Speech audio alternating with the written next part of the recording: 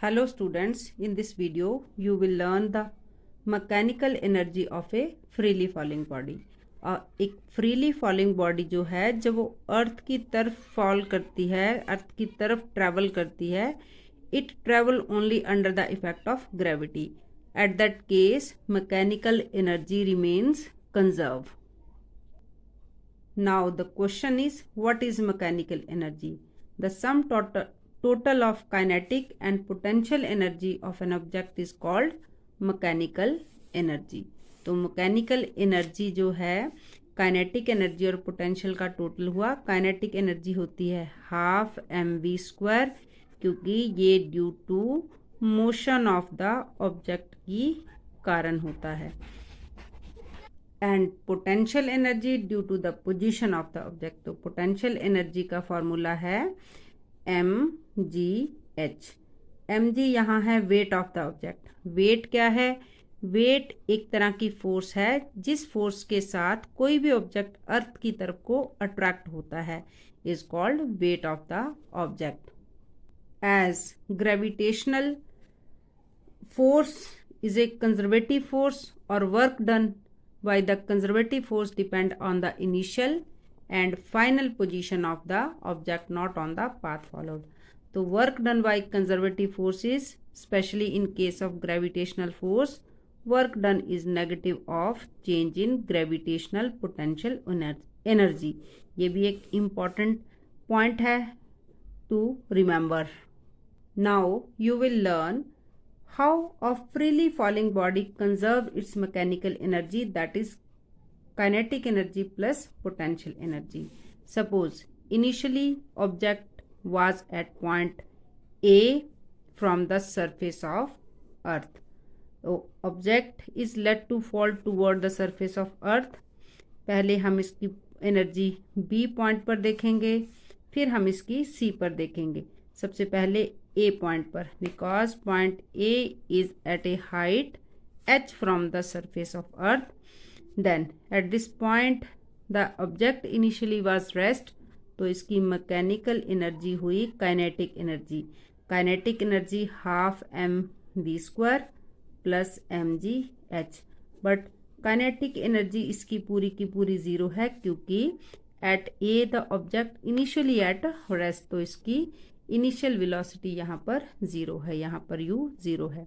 Then object start moving toward the point B point पर आकर इसकी वेलोसिटी v हो जाती है, और यहाँ पर डिस्टेंस इसने ट्रेवल किया A से B तक x, और हाइट इसकी ग्राउंड से h माइनस एक्स के इक्वल रहेगी. तो यहाँ पर हम इसकी मैकेनिकल एनर्जी को फाइंड आउट करेंगे. Half mv², this is v1, we will take here v1² plus mg, और h c से b तक की हाइट h माइनस एक्स है. तो सबसे पहले हम यहाँ पर v1 फाइंड आउट करेंगे using third equation of motion 2as v² minus u². तो यहाँ पर जो a है वो एक्सेलरेशन ड्यू टू ग्रेविटी है. s हम कितना लेंगे? डिस्टेंस ट्रेवल की A से B x. v1, v यहाँ पर v1 है क्योंकि पॉइंट B पर वेलोसिटी को v1 लिया है, और इनिशियल वेलोसिटी इसकी u ज़ीरो है. तो v1² हमारे पास 2gx आया. इस 2gx को हम यहाँ पर पुटअप करेंगे, तो मैकेनिकल एनर्जी यहाँ पर आ जाती है. यहाँ पर me is equal to half m v1² की वैल्यू 2gx है प्लस mgh माइनस एक्स है ये. अब इस होल रिलेशन को हम यहाँ पर सॉल्व करते हैं. इस पॉइंट के बाद यहाँ पर इज इक्वल टू हाफ से 2 कट गया, then mgx plus mgh minus x. On simplifying we will get mg को h से मल्टीप्लाई किया mgh, mg को x से मल्टीप्लाई किया mgx. ये दोनों कट गए. मैकेनिकल एनर्जी हमारे पास बच जाती है सिर्फ mgh. तो now we will find the energy of object which was initially at A, then B पर चेक किया, अब सी पर चेक करेंगे। सी पर हम देखते हैं कि एच तो 0 है, वेलोसिटी v2 मैक्सिमम हो गई है, क्योंकि जब ऑब्जेक्ट किसी हाइट से फॉल करता है अर्थ की तरफ तो अर्थ पर के पास आकर उसकी वेलोसिटी मैक्सिमम हो जाती है। और मैक्सिमम क्यों हो जाती है कि at the surface of earth the attraction for the object is maximum. तो हम सी पॉइंट पर मैकेनिकल एनर्जी फिर से इसकी फाइंड आउट करेंगे, हाफ mv2² और mgh तो यहाँ 0 था।